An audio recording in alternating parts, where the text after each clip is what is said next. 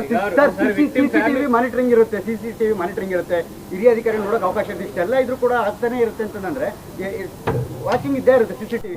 ಅಲ್ಲಿ 24/7 ಅಲ್ಲಿ ಮಾನಿಟರಿಂಗ್ ನಡೀತಾನೆ ಇರುತ್ತೆ. ಅಲ್ಲಿ ಇಂಟರ್ನಲ್ಲಿ ನೀವು ನಿಮ್ಗೆ ನೋಡಿರ್ಲಿಕ್ಕಿಲ್ಲ, ನೀವು ಇಂಟರ್ನಲ್ಲಿ ಅಲ್ಲಿ ನೀವು ಹೇಳಿದಾಗೆ ಸೀನಿಯರ್ ಆಫೀಸರ್ಸ್ಗೆ ಅಲ್ಲಿ ಏನು ನಡೀತಾ ಇದೆ, ಯಾವ್ಯಾವ ಬ್ಯಾರಕ್ಸ್ನಲ್ಲಿ ಏನು ನಡೀತಾ ಇದೆ, ಯಾರು ಓಡಾಡ್ತಾ ಇದ್ದಾರೆ, ಬರ್ತಾರೆ ಹೋಗ್ತಾರೆ, ಪ್ರತಿಯೊಂದು ಕೂಡ ಅಲ್ಲಿ CCTVನಲ್ಲಿ ಕಾಣಿಸುತ್ತೆ. ಅದನ್ನು ಹೊರತುಪಡಿಸಿ ಈ ರೀತಿ ಆಗಿದೆ ಅಂತಂದರೆ ಅವ್ರ ಮೇಲೆ ಕ್ರಮ ತಗೊಳ್ತೀವಿ. CC ಕ್ಯಾಮ್ರಾ ಎಲ್ಲ ಇದ್ದು ಅದು ಕಾಣಲಿಲ್ಲ ಅಂದರೆ ಹೆಂಗೆ ಸರ್? ಕಾಣಲಿಲ್ಲ ಅಂತ ನಾನು ಹೇಳ್ತಾ ಇಲ್ಲ, ಕಾಣಲಿಲ್ಲ ಅಂತ ನಾನು ಹೇಳಿಲ್ಲ. ಅದನ್ನು ನೋಡಿಲ್ಲ, ಅವರು ನೋಡಿ ಕ್ರಮ ತಗೋಬೇಕಾಗಿತ್ತು, ಅದು ತಗೊಂಡಿಲ್ಲ ಅಂತ ತಾನೇ ಈಗ ಹೇಳ್ತಾ ಇರೋದು. ಈಗ ಅವ್ರು ಬಂಧಿಸ್ದಾಗಲೇ ತಮ್ಮ ಮೇಲೆ ಸಾಕಷ್ಟು ಒತ್ತಡ ಇತ್ತು ತಮ್ಮ ಸಂಪುಟ ಸಹೋದ್ಯೋಗಿಗಳಿಂದ ಅಂತ.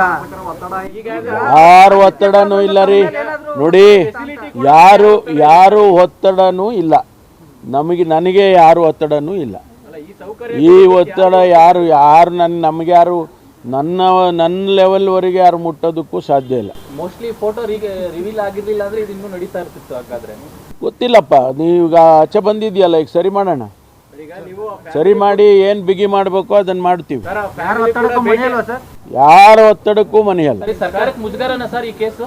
ಸರ್ಕಾರಕ್ಕೆ ಮುಜುಗರ ಇಲ್ಲ, ಇದೇನು ಲ್ಯಾಪ್ಸ್ ಆಗಿದೆ, ಈ ಲ್ಯಾಪ್ಸಸ್ಸನ್ನು ಸರಿ ಮಾಡಬೇಕು. ಲ್ಯಾಪ್ಸ್ ಆಗಿರೋದಕ್ಕೆ ಕ್ರಮ ತಗೋಬೇಕು. ಎರಡೇ ಅಲ್ವಾ, ಒಂದು ಯಾರು ಲ್ಯಾಪ್ಸ್ಗೆ ಹೊಣೆಗಾರಿಕೆ ಹೊರಬೇಕು ಅವ್ರ ಕ್ರಮ ತಗೊಳ್ತೀವಿ. ಎರಡನೇದು ಅದು ಮುಂದೆ ಈ ರೀತಿ ಆಗದಾಗೆ ನೋಡ್ಕೊಳ್ತೀವಿ.